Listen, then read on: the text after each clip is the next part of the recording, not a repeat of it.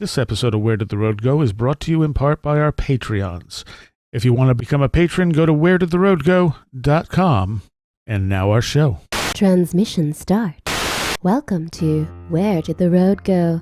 Join us as we wander off the path and explore lost history, consciousness, the paranormal, unexplained mysteries, alternative thought, and much more. We are present on the web at wheredidtheroadgo.com. Now here is your host, Soraya. Welcome to this edition of Where Did the Road Go? This is going to be another two-part show, and patrons will have access to the second part immediately, so you don't have to wait for part two. Everyone else will get it in a week. And I'm going to be talking with Cherylee Black. And I have had Cherylee on a couple of years ago to talk about her near-death experiences and some of her other unusual experiences.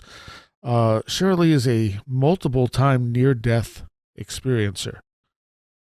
I don't know how common that is. I would think most people have one. She's managed to have three.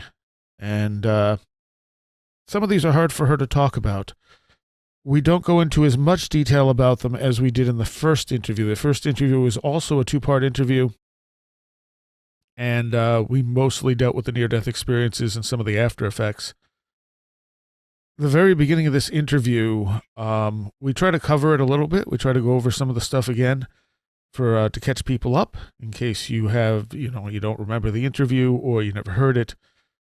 But she started getting electrical disturbances because these experiences are still very, very powerful for her and just very deeply affect her when she starts talking about them. So we just kind of, after a little bit, skipped ahead and started talking about other stuff. So if you want a lot of the detail, you can go back to the first set of interviews that I did with Cherylee. Or you can pick up her book. And I don't know what the final title of the book is going to be, but you'll be able to find it under her name, Cherylee Black. And if I think about it, I will post when it comes out. It's quite the interesting read. So I didn't try to seamlessly edit this together where the breaks are. You'll just hear the little noise where things just stopped working, and then it'll continue. Seemed appropriate for this interview to do that, since it was actually the content that started to set off her electrosensitivity and crashed her computer. Well, crashed her internet the first time anyway. So that's about all I have for the intro. I know I never mentioned this, but you know what? We have merch, and if you go to wheredidtheroadgo.com, there's one merch link. I'm going to put a second merch link up soon, but you can get shirts and all kinds of other merchandise with the Where Did the Road Go logos on them. So go check it out if you're interested, and it definitely helps support the show. Plus, it helps spread word, too, when people ask you what that cool shirt is. All right. Anyway, here's my talk with Cherylee Black. So, Cherylee, welcome back to the show. It's been a couple of years. Hi, good to be back. Thank you for having me. And you have your book done, although it is not quite published yet, and it's called The Improbable Life of a Multiple Near-Death Experiencer: My Encounters with Ghosts, Parapsychologists, and Other Spooky Things. That's the working title. It may get changed. Yeah. It's a long working title. I know. It is accurate. It is totally accurate. I actually did not write that title. Ken Ring wrote the title. I can see that. It seems like it needs something short followed by the long title. Yeah, I know. And whenever I've kind of done that, it's like, no, you aren't giving enough information. Well, like I said, it pretty much describes your book. It's a very interesting book. I really enjoyed reading it. When you were on the last time, or maybe after the last time you were on, you had sent me a couple of chapters, and I was like, wow, this is really interesting. And now that I finally got to read the whole book, it's much more interesting. I'm glad. I hate asking people to read my book, which is a terrible thing for an author to say. Well, you've had quite a life, period. Both paranormal and otherwise. But let's you were on, like I said, a couple of years ago. And for anyone who didn't hear it, let's kind of talk about your early experiences and your near-death experiences a bit, just to get everyone up to speed, so people don't have to stop and go back and listen to that two-part interview right now if they want to hear this one. But it's a good two-part interview. It is. That is true. And it actually covers over. I think we did like one at the very last show of the year, and then the next one was the first show of the next year. Was it? Yeah, I think so. So it kind of split years.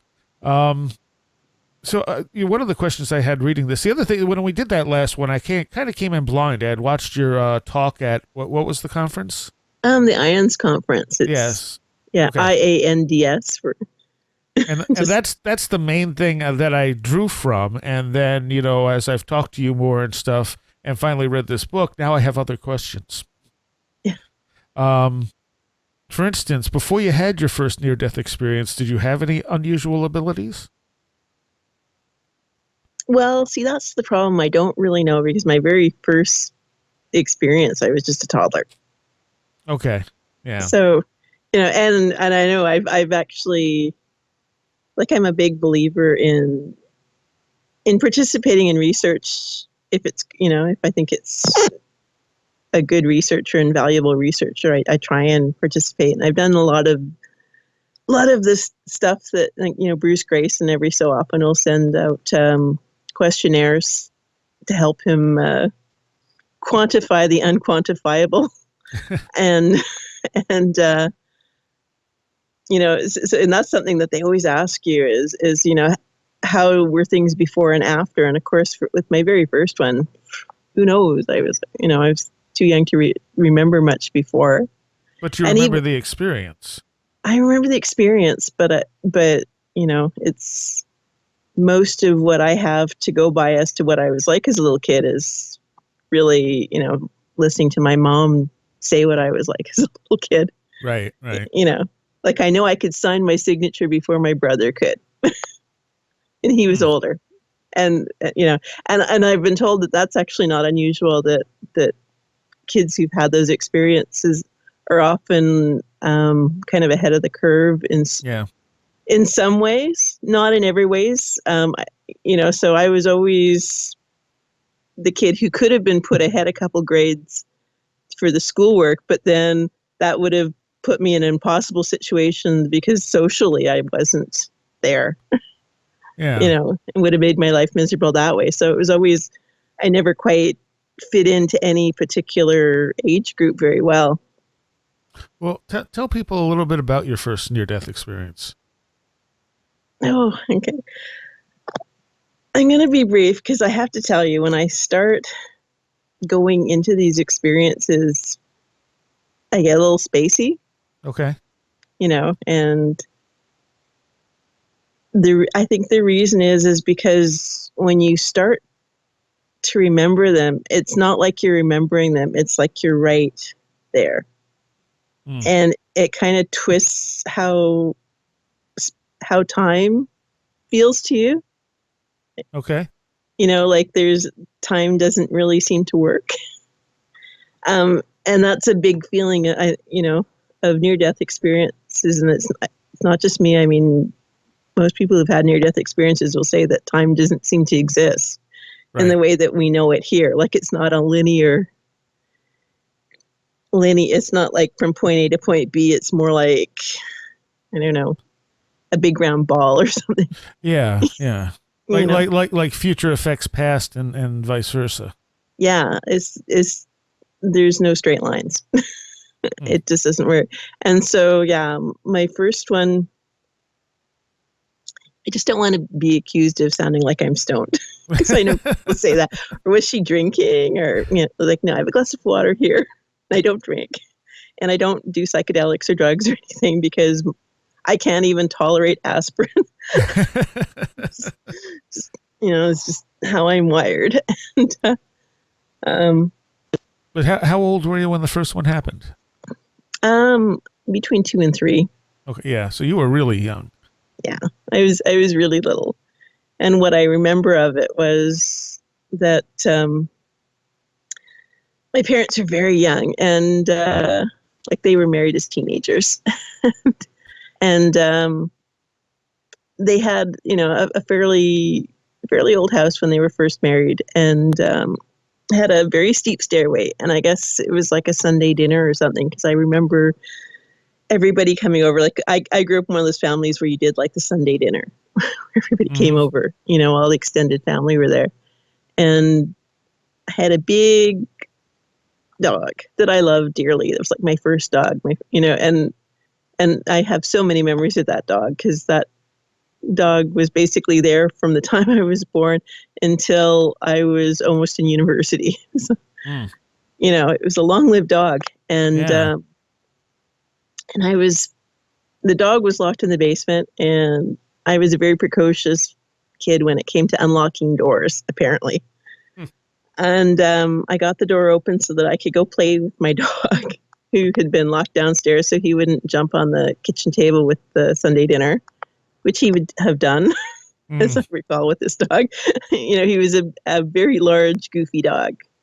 And I was playing with the dog, and I fell down the stairs and cracked my head. I have like a little dent still right between my eyes. Yeah, so what I remember was that it's so hard to go back into it. I was getting really, really spacey when the thing went. So I'm going to try not to hit that frequency, whatever it was. Okay. but I'd fallen down the stairs, and I'd hit my head, and I was in a lot of pain. And this lady picked me up, and I didn't recognize her at the time. I didn't know who she was, but it was just, everything felt loving, like this just big loving hug, and everything was great. And everything was fine and dandy, and I was not in any pain anymore, and it was great.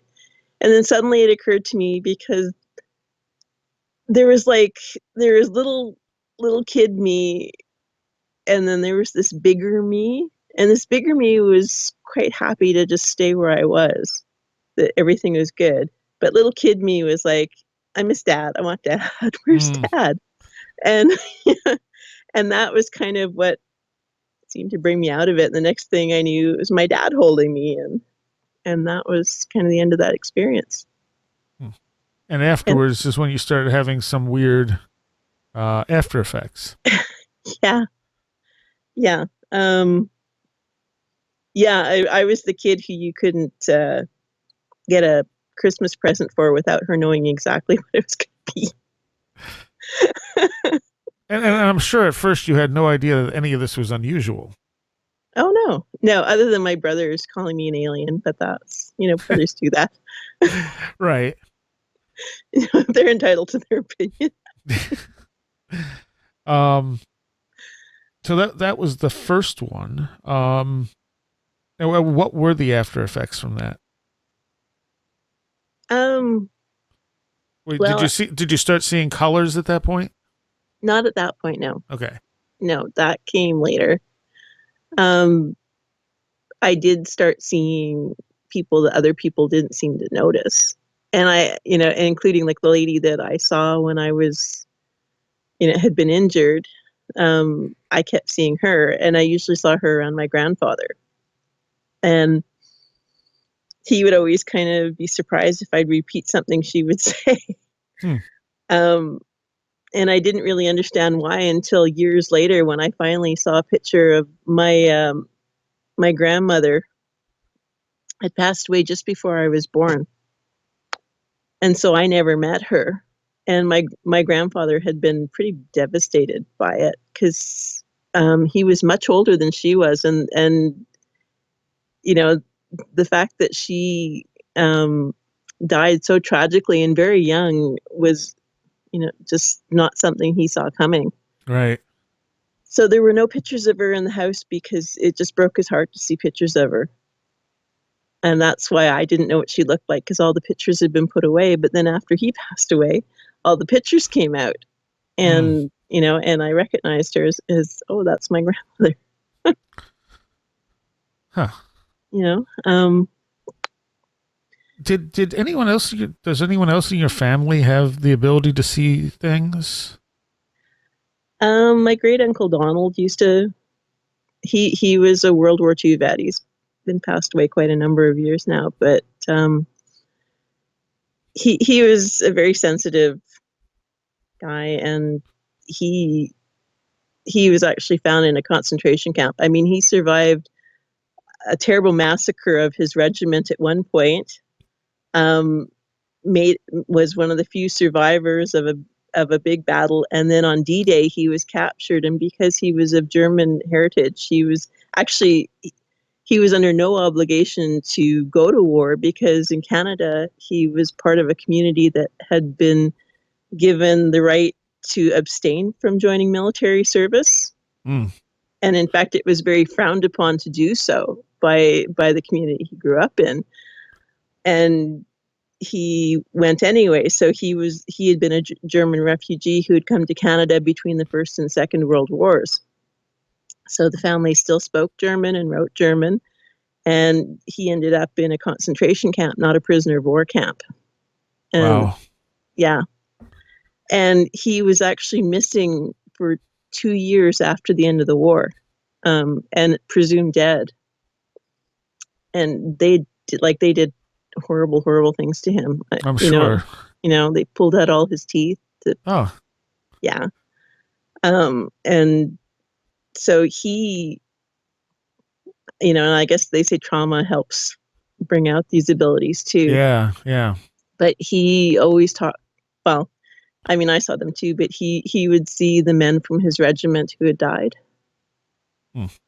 And it's one of the strange things was, as I got older, when I was in my weird teenage phase, I used to think, how come his ghosts are so good looking? He's these young guys, and why are my ghosts always these old people who are telling me what to do? I kind of went through that evil teenage girl phase. Huh. But so that makes sense, though. If he went through that type of trauma, that somehow that might have woken that up in him. Yeah, yeah. And I had his sister, my great aunt. I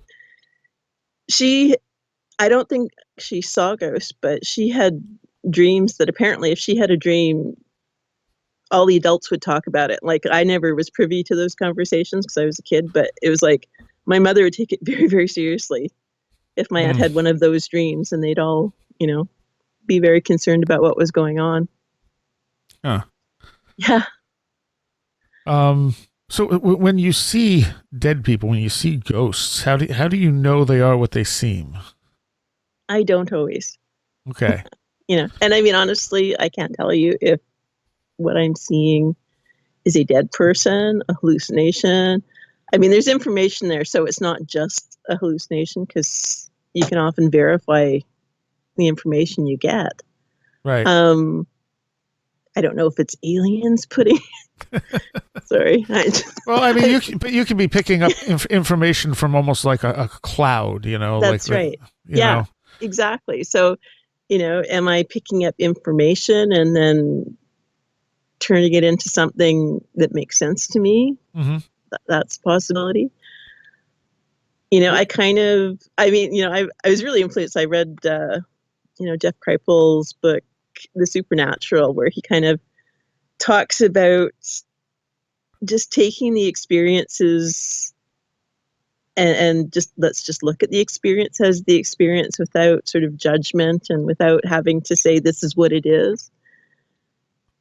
And that's really, that really frees you up a lot. That when you can just look at it and go, okay, well, I'll describe the experience, and this is, this is what I saw, and this is the information that came through. And it's okay for me to find meaning in this that helps me in some way or helps somebody else in some way. Like, maybe the best thing you can do is just to look for meaning. Yeah. Yeah. I mean, in your heart, do you think that these are people that have passed away at least some of the time? In my heart, yeah, sometimes I do think that. I mean, okay. I do. That it really, it does seem like that. Okay. And I don't know, it's sort of funny because sometimes when I've relayed an experience that's meaningful to somebody else, but not me, but I'm describing what I'm seeing and it's really meaningful to them and how it affects them. And sometimes that's more convincing to me than when I see it for myself. Mm-hmm. When it applies directly to me, I'm more likely to say, that's just me looking for stuff for me. Yeah. Yeah. But when you do it kind of naively and you don't really know what the meaning is, and then, I had an experience recently where I saw a ghost and it was a really bizarre kind of, it was a ghost dressed as Princess Leia. And it wasn't Carrie Fisher. It was a middle-aged woman dressed as Princess Leia. Huh. It's like, what do you do with that? What do you do with that? So I didn't know. And it was just one of those things where I had done some work with a parapsychologist about a year ago.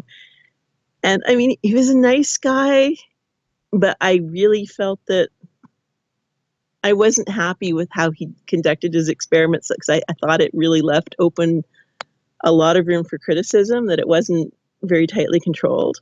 Mm. And it's not usually the study participant that has to say that. Right. And it shouldn't be. But anyway, But you also have a lot of scientific backing behind you. Like you've studied a number of different fields. Yeah, I know how an experiment works, and I've written scientific papers and nice mundane stuff, and yeah. So I mean, I certainly understand how experimental design goes, and so yeah, I wasn't really happy with how that person was trying to do experiments, and I really think, I just think he was such a strong believer in what I was doing that he really was just letting things slide too much. Ah.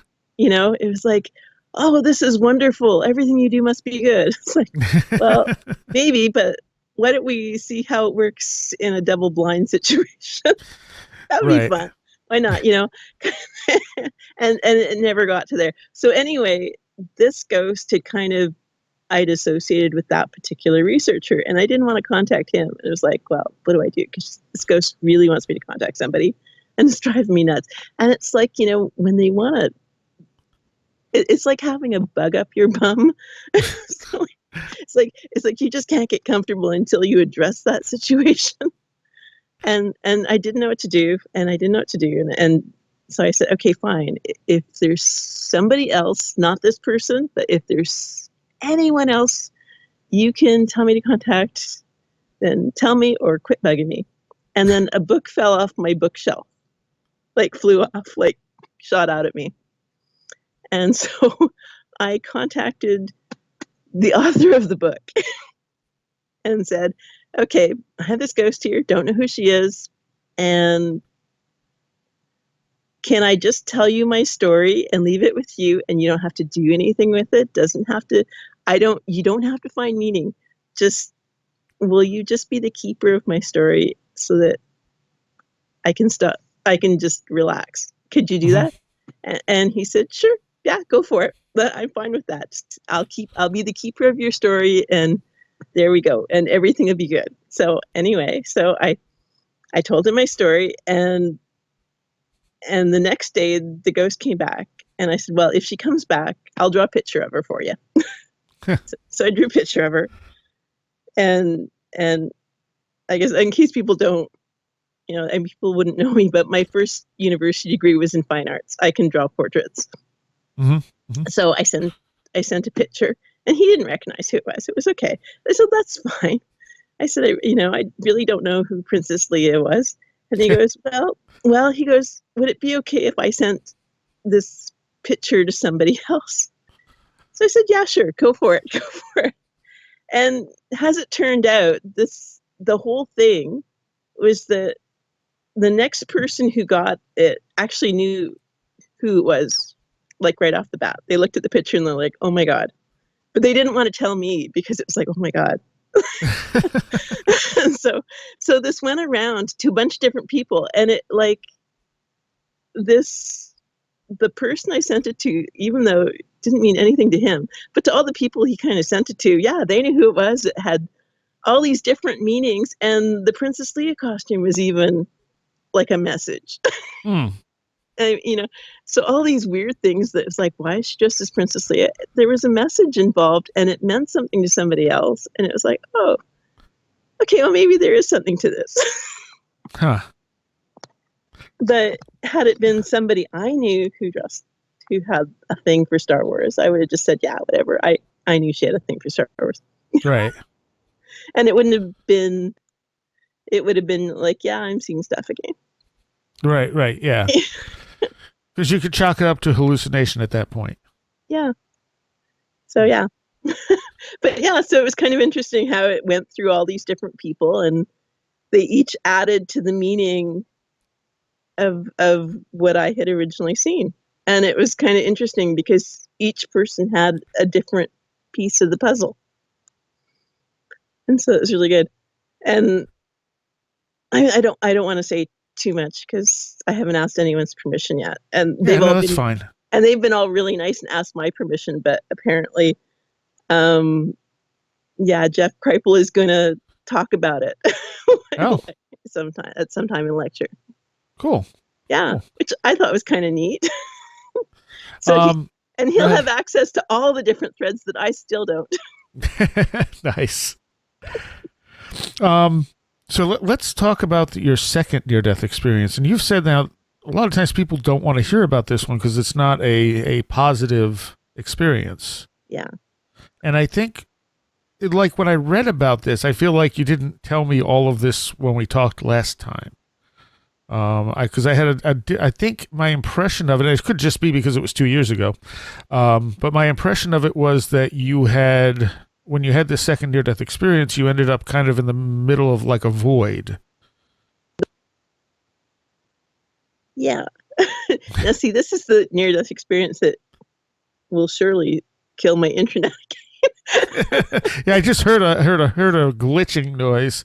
But in the book, you talk about seeing what you describe as aliens. Well, I liken them to the aliens that were in my brother's comic books.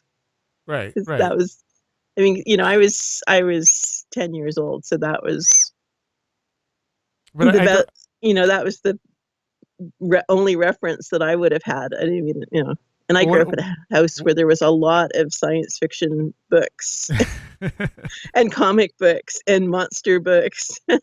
Well, so according to the book, and again, I feel like you didn't mention this last time, but I could be wrong. No, you're probably right.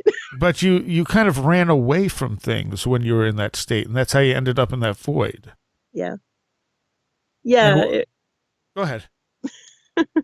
Yeah, I hate talking about it. I have very mixed feelings about this because on one hand, I think that I have to honor this experience the same as I would honor a blissful near-death experience. That they're both powerful. They both affected my life in very important ways, and not negative ways either, really, when it comes right down to it. But it's still hard to talk about a scary near-death experience because as blissful as the blissful ones are, the scary ones are absolutely as scary. It's just, I've just doubled the spectrum of what I've experienced. And that's a lot to carry with you. And it's really a lot to carry with you when you're 10. Well, yeah. And what happened to you this time, like, that brought on the near-death experience? My appendix. Oh, that's right. Okay. Yeah, it was my appendix. And my poor parents, they had just assumed that, I was eating too much candy and I got sick so quickly. One minute I was tormenting my brother, the next minute I was in terrible pain, and of course my brother thought I was faking it to get out of school because it was Monday morning. Sure. And, and he, knowing me as well as he did, he certainly, he might have had a point. That would have been within the realm of possibility. And both my parents worked, and they were a young couple, and they both worked to make ends meet. And having to make the decision to go to the doctor was, it was like, are we going to get there? And she's just faking. Right. But they took me to the family doctor, and they didn't realize that was a mistake. They should have taken me to the emergency ward. They had no clue that I had an appendix that was rupturing. Yeah. And from the family doctor's office, the family doctor called an ambulance, and I was rushed into emergency and operated on very, very quickly. And it was pretty touch and go. And my poor parents were not in a good place. I'm sure. And, and understandably. But you have to remember, when I was 10 years old, I hadn't really seen them ever fight or anything. I hadn't really seen them go through anything that bad. And as part of my experience, I basically came out of my body, and as any 10-year-old, I wanted mom and dad.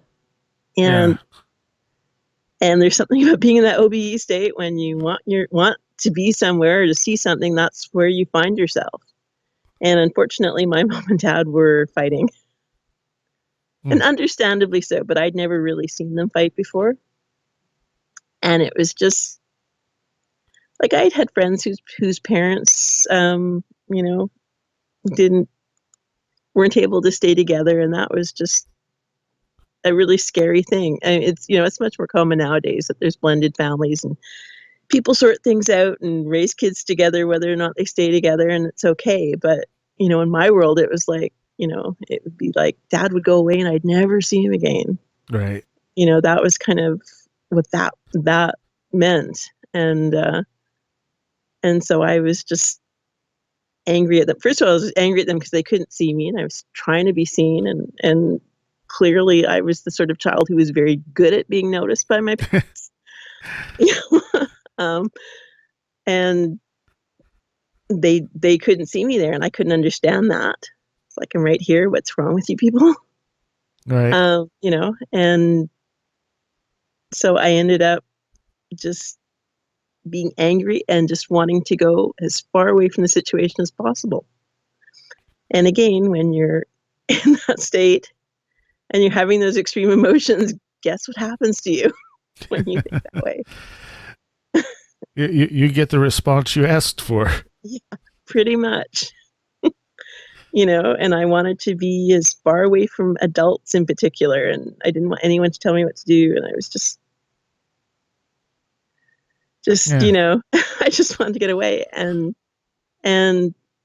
it's kind of like, I think the way I wrote in the book is, it's like when you're a little kid in the supermarket and you let go of mom's hand.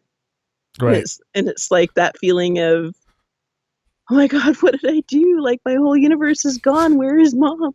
Like, how little kids are. It's like, yeah. Oh yeah. When they let go of mom's hand, it's like, oh my, what did I do? What was I thinking? I'll never find mom again. I'm always going to be alone and desolate, and there's no fixing this. And then mom finds you. It's like, oh yeah, okay, we're good. We're good. Except this wasn't the supermarket. No, and I really did think that, like, this was just not fixable, and I think, what added to that whole experience is that I had, again, I had this childhood, this little 10-year-old sense of self, but I also had this really big, everything sense of self that knew so much more than me. And I was given information on things that I just was not old enough to understand or handle. And that was part of the whole terror of the situation. I felt that I was responsible for things I just wasn't ready for yet. Mm-hmm. But yeah, I found myself in kind of a void, and there were scary things in the void. And yeah, the only thing I could really liken them to would be the aliens from my brother's comic books. Did they look like anything, or was that just your sense of them? That was more my sense of them, that, and maybe it's because I just thought that's what those things in that comic book would be like. Mm. Yeah, yeah. Did they seem like malevolent, or they didn't seem good or bad. They seemed, I want to say, almost feral, okay. like wild, like not conforming to what we would consider more moral behavior. Right. Almost like coming across a wild animal in the woods. Yeah. It's not good or bad. It's just, but it may very well hurt you if you're not careful. Exactly. Yeah. And how did you get back from that experience? I asked for help. I thought I really need some help, and weirdly enough, and I didn't expect it. I didn't feel like I deserved it. But apparently, if you ask, sometimes, you can get help. One of the other things I noticed is you basically had a kind of an abusive school life. I mean, you didn't have a bad home life, right? No, home was good. Home was fine. I was very fortunate there. But you actually were physically abused twice in school by teachers. Yeah, at least twice. At least twice. Okay. Yeah. The one that really threw me was when you said you had a teacher literally punch you and knock you out for what, making noise in line or something? Yeah, for laughing in line in the line up to the library. I giggled. I was 11 and I giggled. Oh, wow. An evil thing for an 11-year-old to be doing. Yeah, and this was a grown man that hit me. Wow. And I was the smallest kid in the class. That's astonishing, is what that is. Yeah, and the fact that the school protected him too was really made it worse. Yeah, and sadly, that doesn't surprise me. No, it doesn't surprise me anymore either. At the time, it really did, because I just thought, no, they wouldn't allow that. I don't know that they would today. I would hope not. I mean, nowadays there'd be 3 kids with a cell phone recording it. Exactly. Whereas back then, it was your word against his, and the rest of the kids probably didn't want anything to do with it. Yeah. Well, yeah, and they were all terrified of him too, and yeah. Huh. So I wonder if that contributed to some of the abilities you eventually have. You have now. Yeah. Well, I mean, I think, yeah. I think some of this stuff, certainly, anyone I've talked to who has been a poltergeist agent has gone through some rough stuff.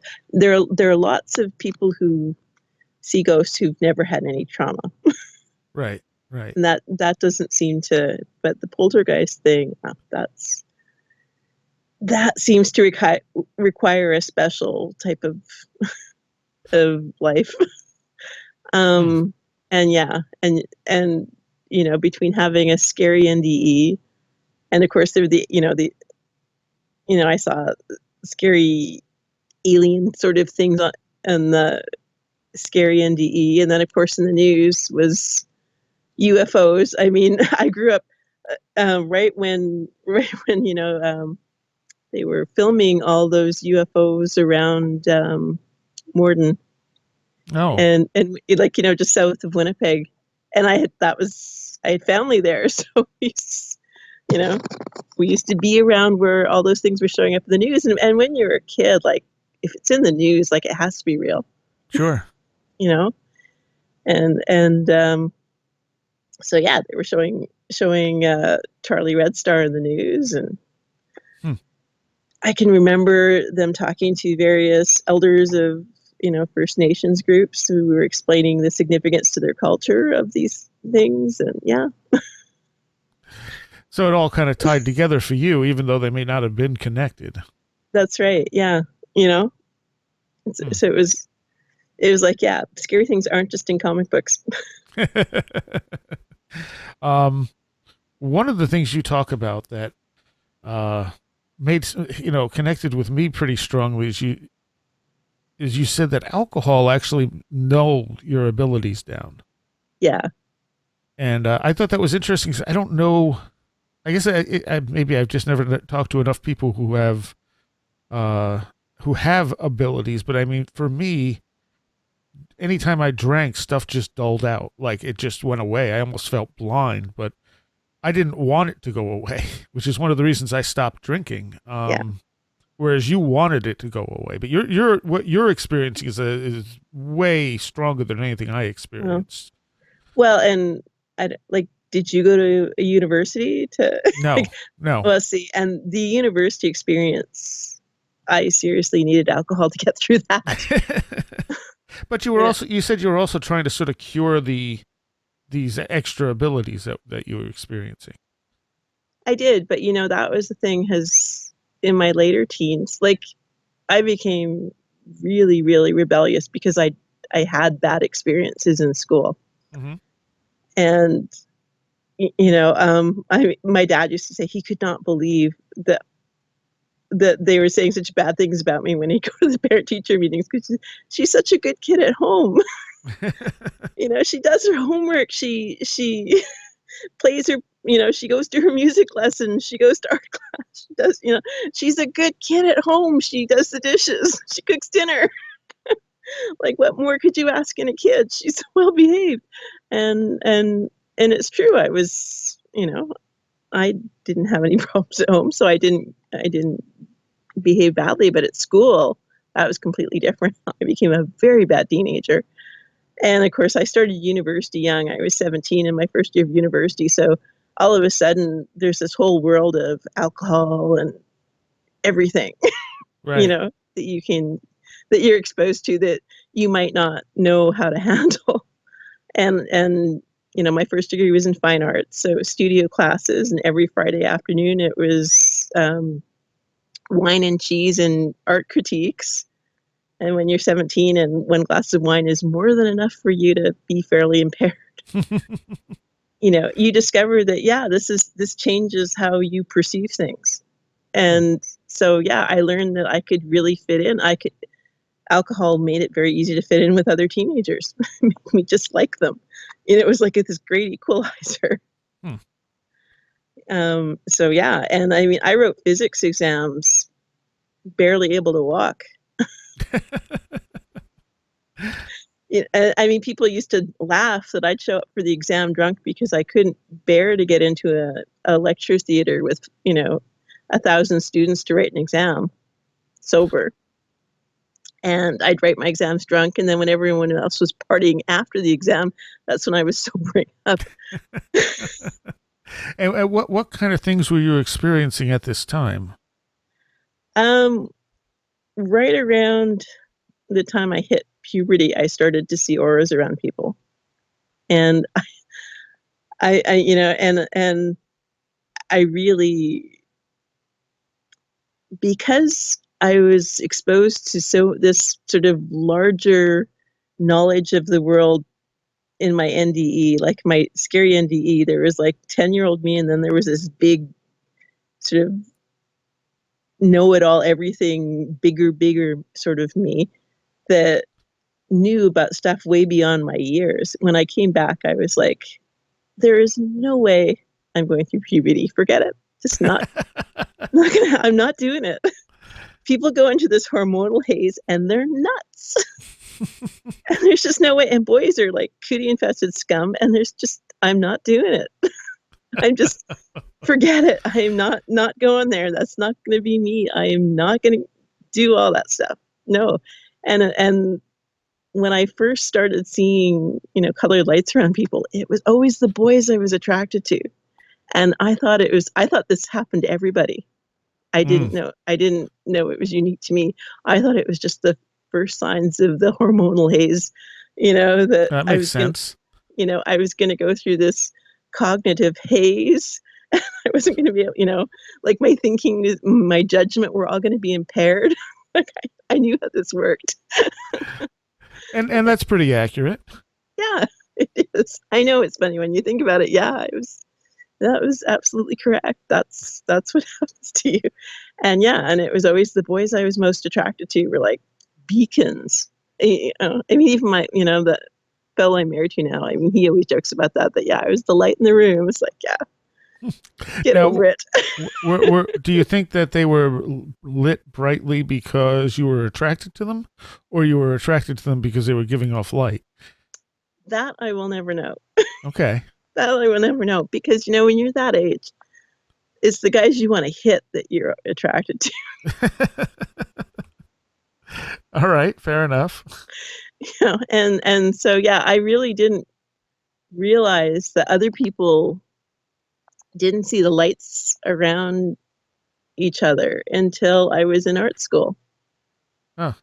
And because and that was, my drawings were different than everybody else's drawings. Because, you'd sit there and you would work with the nude models in class. And clearly my drawings were not like anybody else's until I started to, show up for class drunk, which was common in fine arts. I mean, there were some professors would even hold class in the pub. So it wasn't like, yeah. It wasn't really difficult to to find a glass of draft during your first year art classes. Fair enough. So yeah, that was where I discovered it. Because there was no internet back then, and it's not like I had ever thought to ask people, "Is this what you see?" Because I just assumed everyone did. Sure. Yeah. Were you still seeing ghosts? Occasionally, but I think as I went, I really tried to push a lot of that away as in my later teenage years, because I really wanted to be a normal teenager, and I understood that other people did not see those.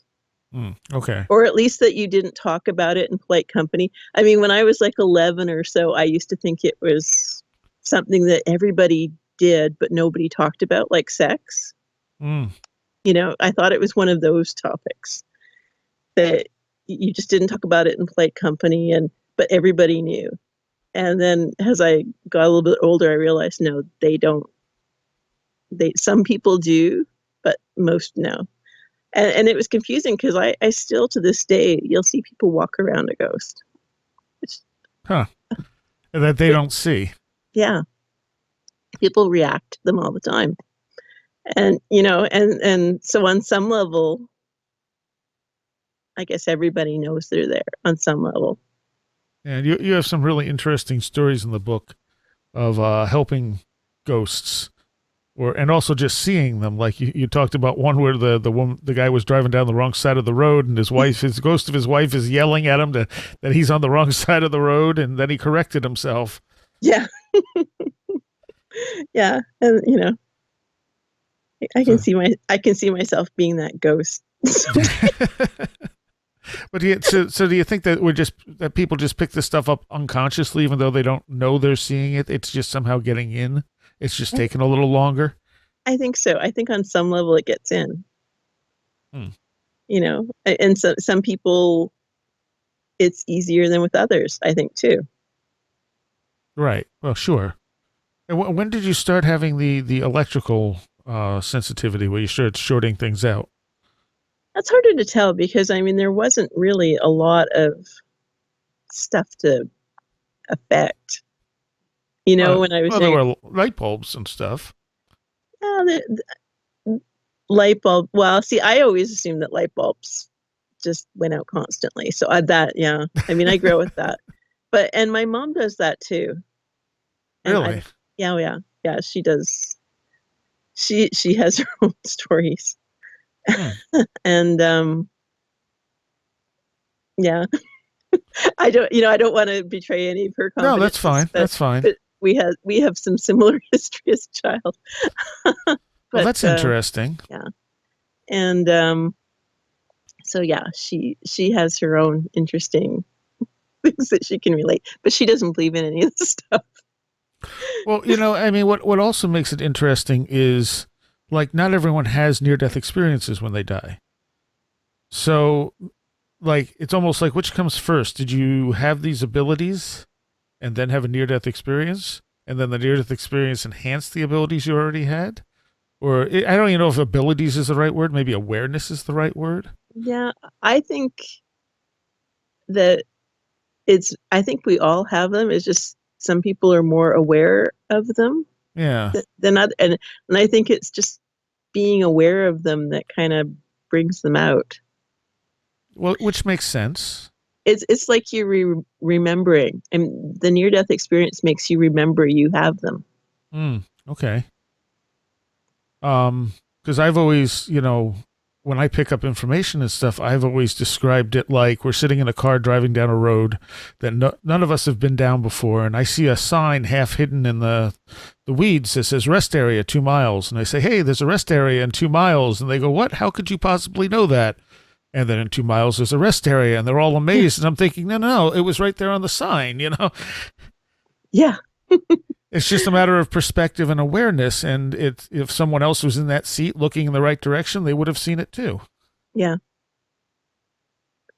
Yeah, I'm sorry. Go ahead. that's good. I was gonna say that makes sense, but to me it just seems like each near-death experience makes me remember more somehow.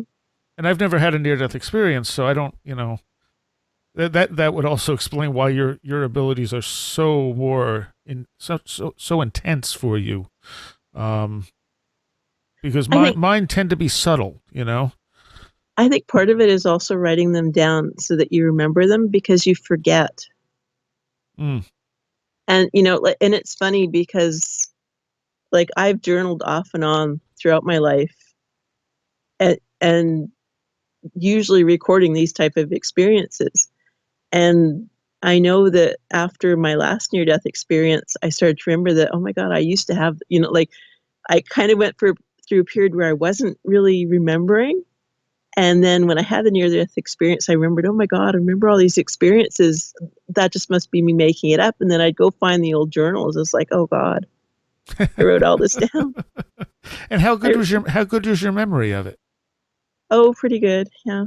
When you start to remember it again, but they fade. And I've noticed that with anomalous experiences, like I see it with my husband all the time, he'll see something happen and he'll acknowledge it and he'll see it. And then the next day it's like he's lost it. Huh. And it's like he doesn't have a box to put it in. That makes sense. But if you're writing it down all the time, and I think that writing it down and which reminds you, and then you start reading it, like I still find, like when I read my book, if when I go over to check, proofread or rewrite or something, that seems to set off things.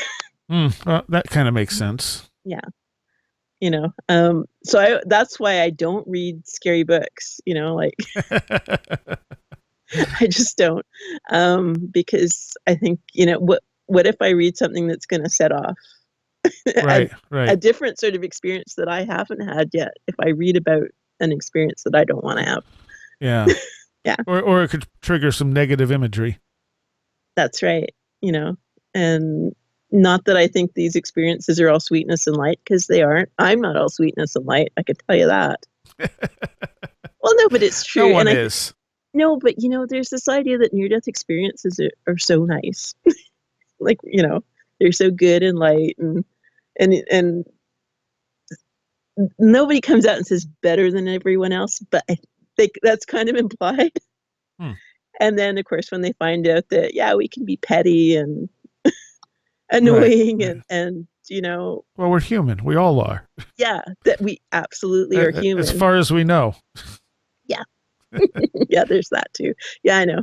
My brother would disagree with you on that.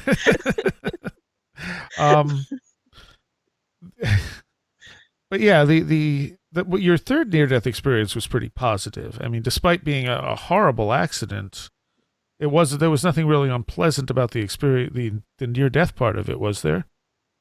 No, that was your absolute blissful, everything is great kind of experience. I think In the case of that one though, all the scary stuff came afterwards. Oh yeah, because when you woke up. Yeah, when I came out of it, it's like, I didn't even recognize myself.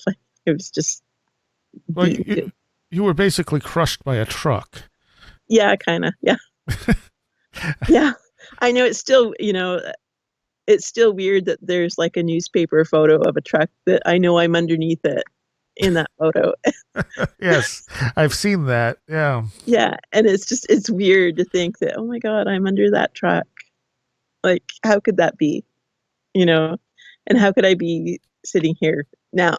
You know. Yeah. Did you suffer anything permanent physically from that?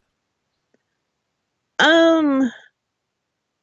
Well, I have some chronic pain issues because you can't break a lot of bones without, Sure, sure. you know. Um, but quite honestly, yeah, I recovered way up and above what was predicted by the doctors at the time.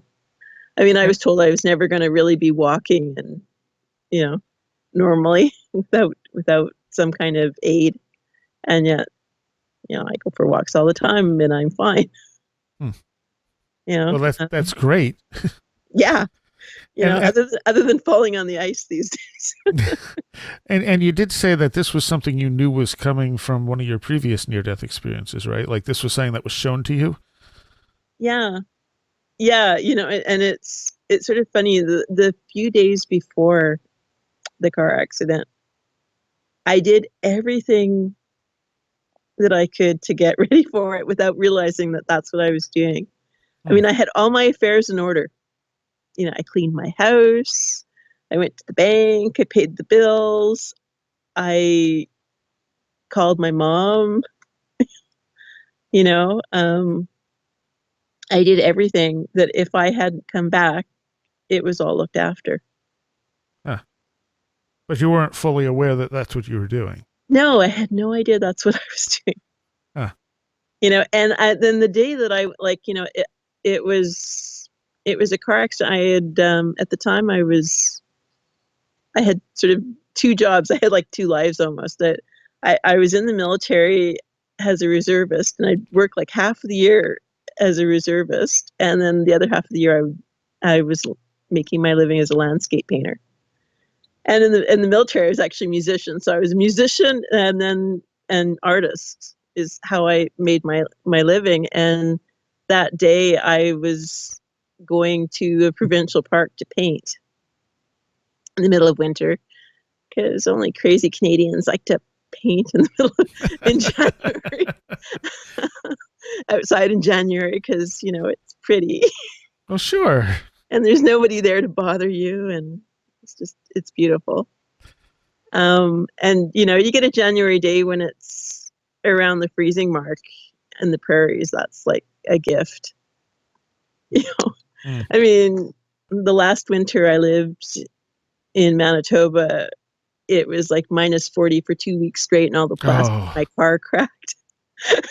And all Yeah, the what cracked? all the plastic bits in my car cracked. Oh, wow. Like like the water or the windshield washer bottle cracked, and inside there was like a little crack line all around the inside of the car. And yeah, and it was that's how cold it gets in the prairies.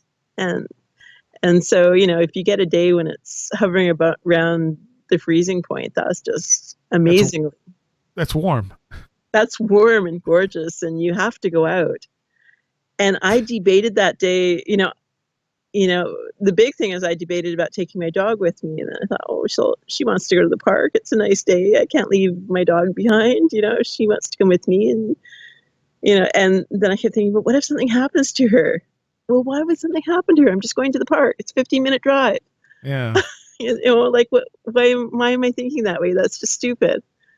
Um, so some part of me was like trying to talk myself into leaving the dog at home or not going at all.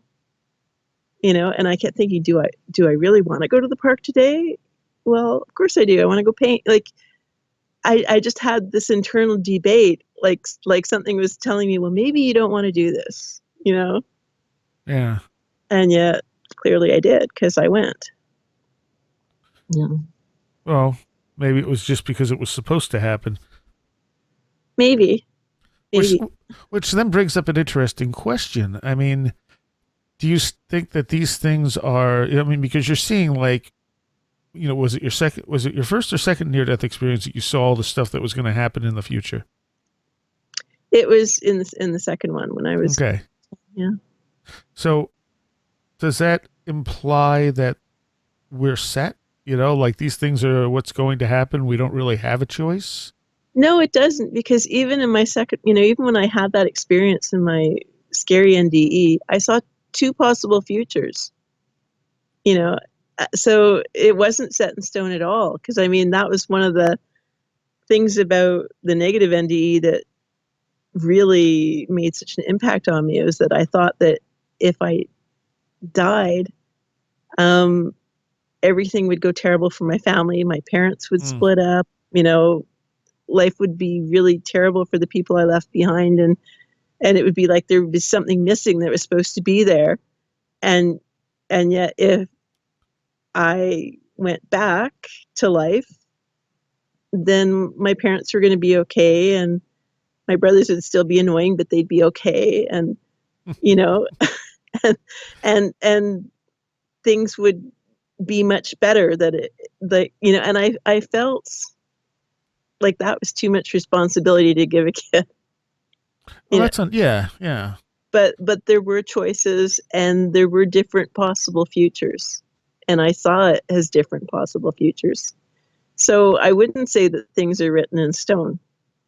But for you to have a premonition about something that far in advance, it seems like it's kind of a set path to some degree.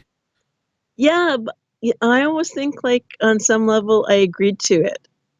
Right. Yes. Somewhere at some time, like at some stage, I agreed to it. And I still had the option of saying, maybe I'm not going to do this. Okay. And like, and yet, on a conscious level, no, I went to the park. I wasn't thinking that I might die. Right.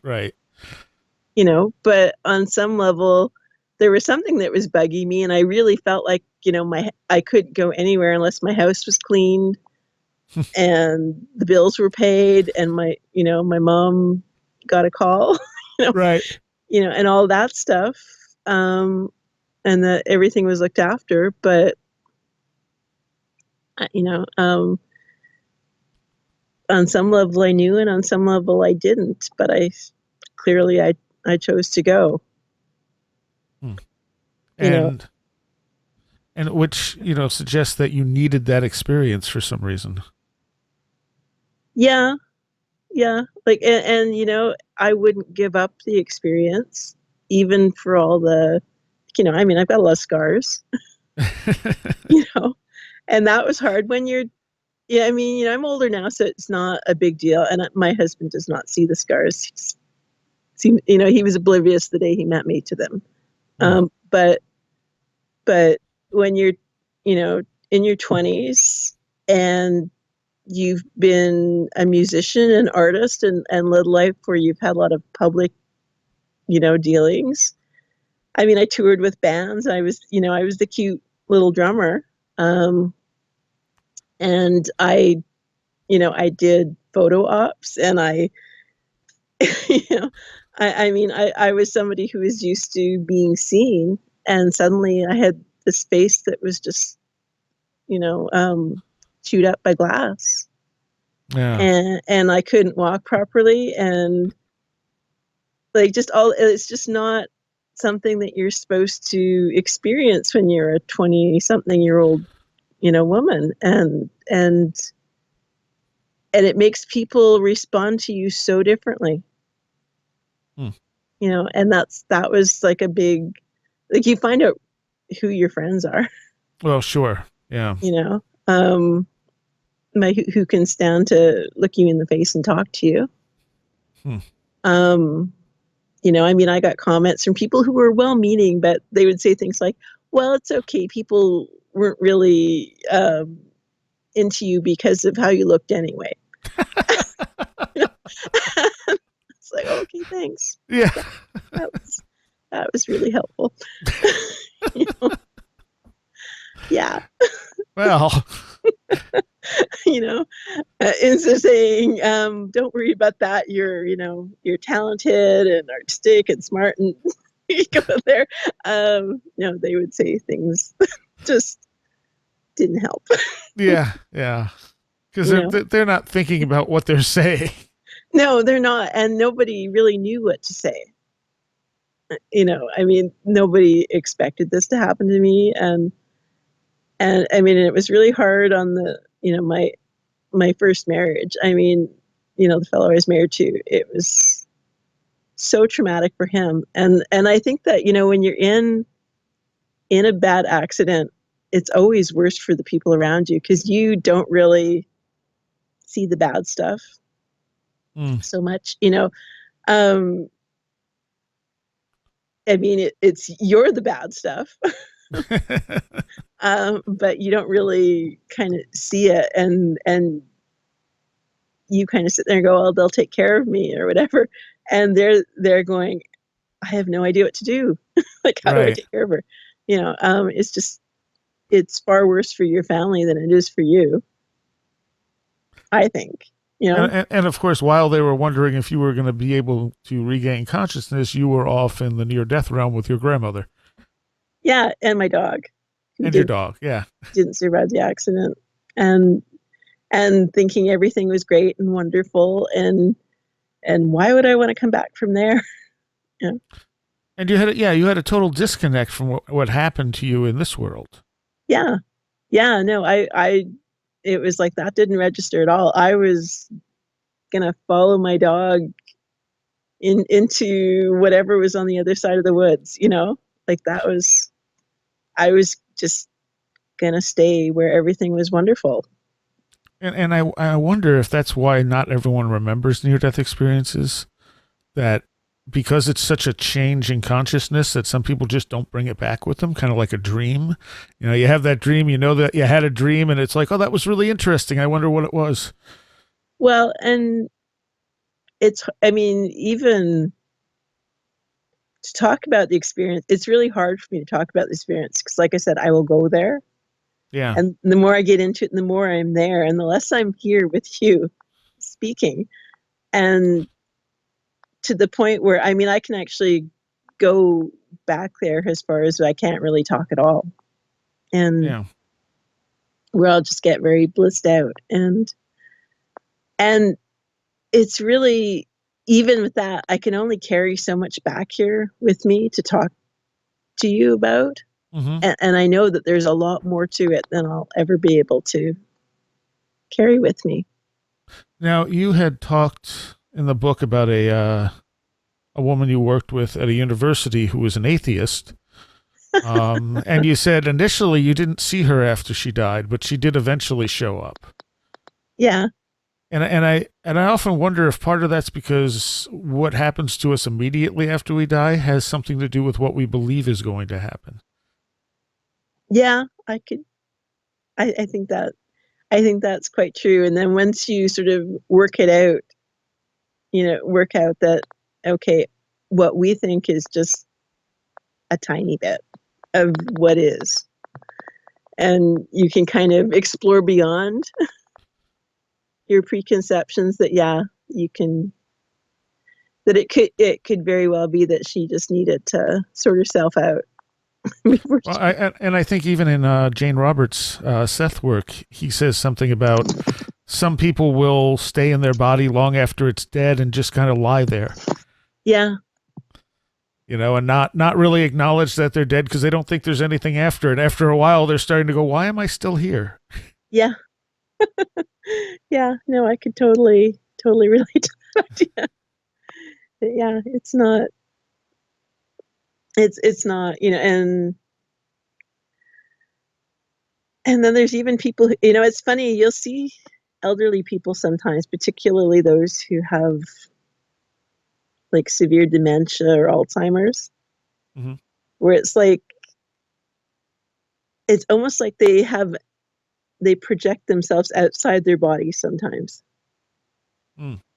You know, and that you'll see them. It's like there's a ghost there and there's a body that's, and the ghost is so cogent and lucid and all the things that body isn't anymore. Yeah. And it's kind of strange to see it, you know. So some of the ghosts that you've seen weren't really ghosts. Some of these people were still alive. Yeah. Which is interesting on a number of levels. Yeah. I you know, I think, I guess as a near-death experiencer, I don't really feel that attached to myself sometimes. So it doesn't really seem that odd that sometimes people aren't. Mm-hmm. Well, especially when they're asleep as well. Yeah. So you saw your grandmother and your dog, and it's one of those things where you said time didn't, like, it seemed like you were there a very, very long time, right? Yeah. And how long were you unconscious? A couple of days. Did you actually die in any of these? Were you actually, like, clinically dead in any of these experiences? Not that I know of. Okay. So that's...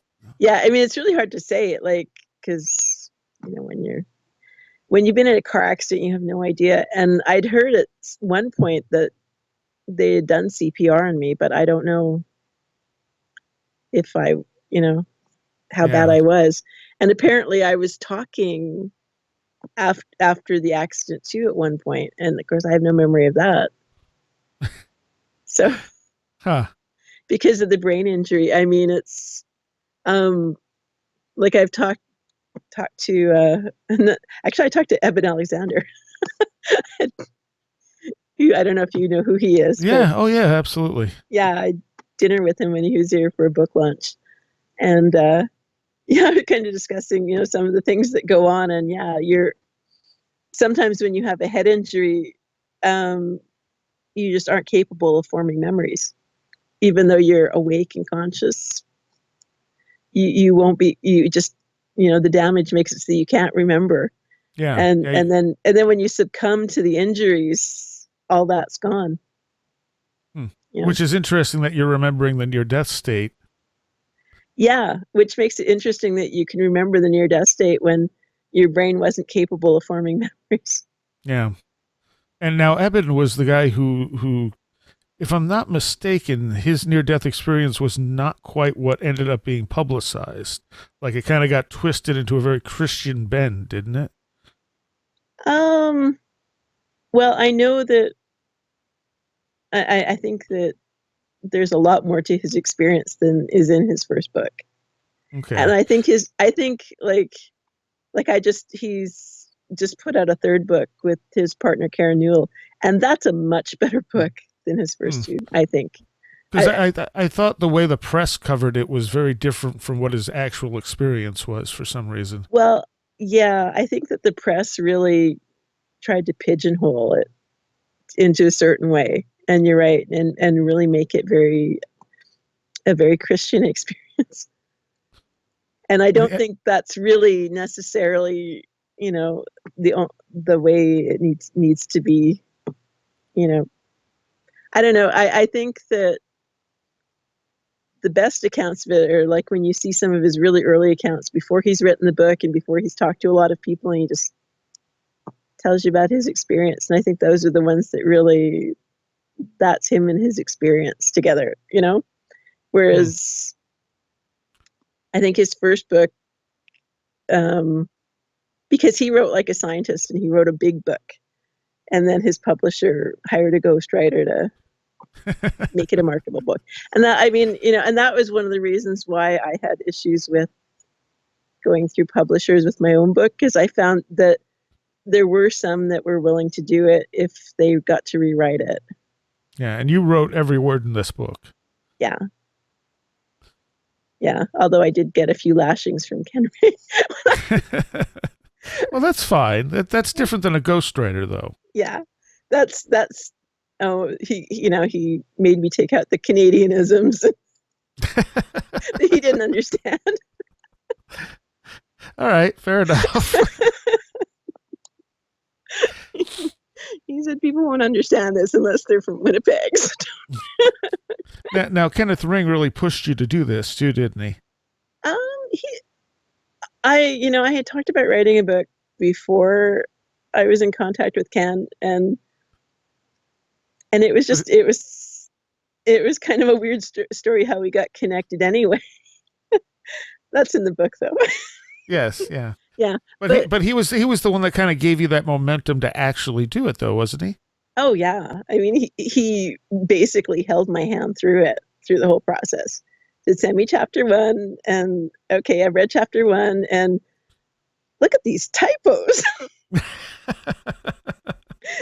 Now fix them and send me chapter 2. Go on from there. Nice. No, he was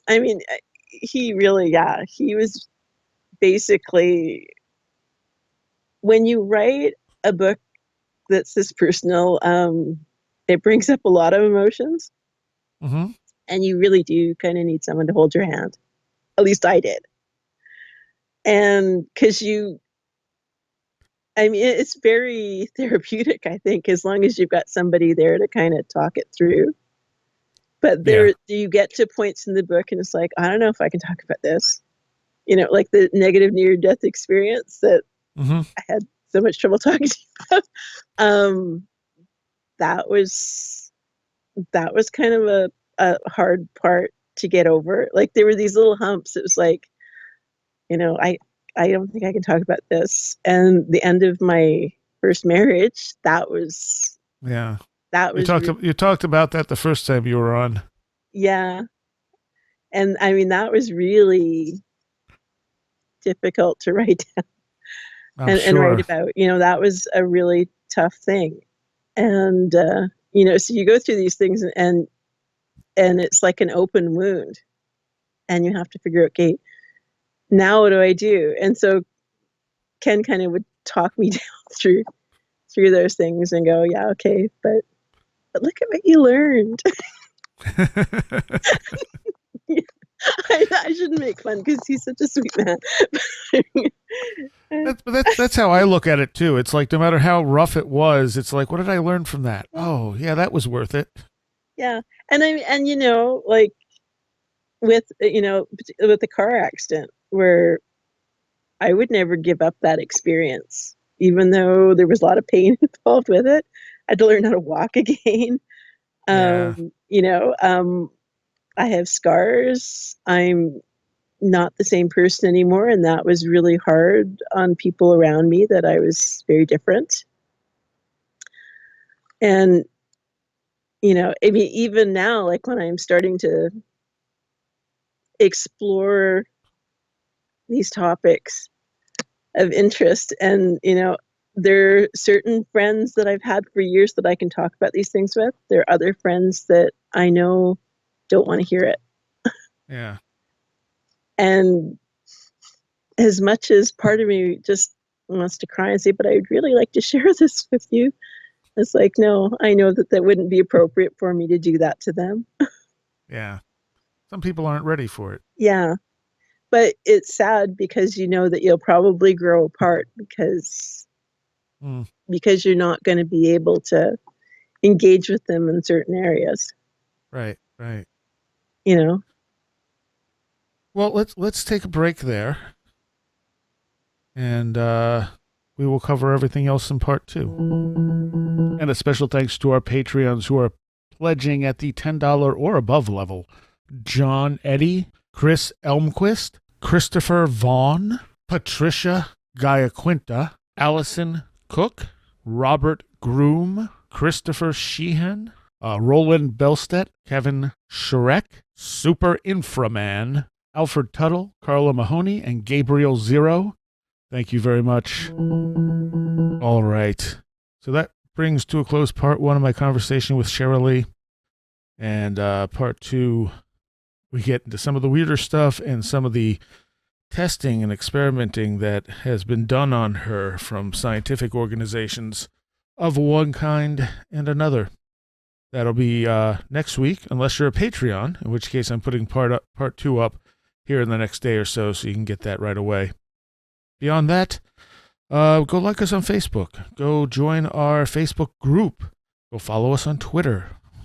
WhereDidTheRoadGo.com for links to everything. You have been listening to Where Did the Road Go? This show is made possible in part from our Patreons, and we thank you and everyone listening for helping us continue this exploration of the strange. You can always find everything Where Did the Road Go related at www.wheredidtheroadgo.com. And thank you so much for your support.